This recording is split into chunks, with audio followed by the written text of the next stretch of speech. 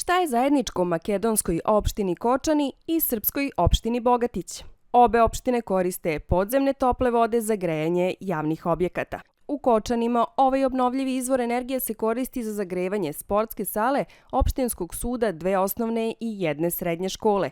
U Bogatiću sa geotermalnim vodama se greju zgrada osnovne i srednje škole, vrtića, policije, suda, centra za socijalni rad, opštine i javnog komunalnog preduzeća.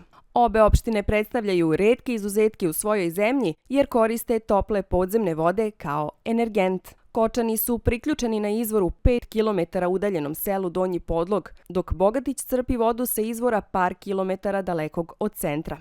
I jedna i druga opština svoj potencijal otkrile su 80. godina prošlog veka i dok su u Kočanima odmah izgradili toplovodni sistem, u Bogatiću je gotovo 4 decenije voda oticala u nepovrat. Voda temperature od preko 70 stepeni koristila se uglavnom za šurenje svinja, po kojima je ovaj kraj poznat. Ipak, na kočanskom toplovodnom sistemu vide se tragovi nebrige.